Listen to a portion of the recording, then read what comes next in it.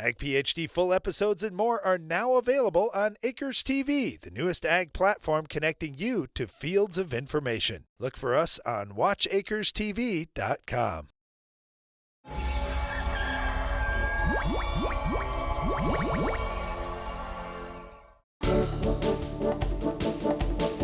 Please join us for the free Ag PhD Soybean Workshop. It's coming up this year, February 5th.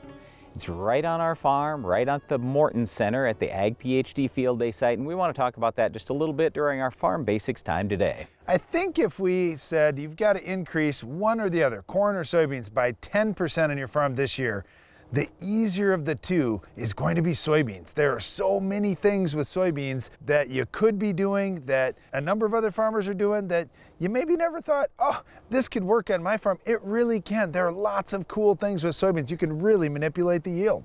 Well, yeah, there are a lot of cool things, but let's go back to the basics to begin with. We want to talk about soil fertility. What do you need to do with soil pH? Does that make a big difference? How about weed control, insect control, disease control?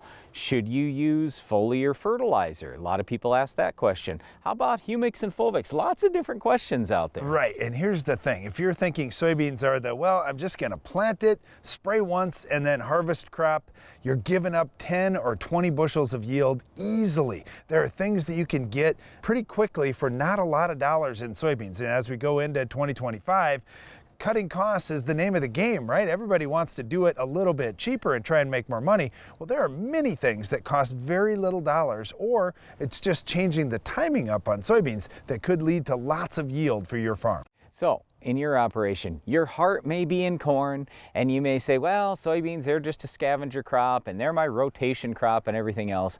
But our whole point is soybeans can be an amazing cash crop for your farm. So we're going to spend the whole day talking about soybeans, how you can raise the best soybeans possible, and then also how you can do it good economically, because it's not just about the agronomics. You've got to take a look at the dollars and cents as well. So we're going to talk about how much each of these things cost and whether or not it could be worth it on your farm to invest in some different technologies for soybeans. Well, having a great strategy for soybeans is awesome, but stopping our weed of the week is too. We'll show you how to do that coming up later in the show.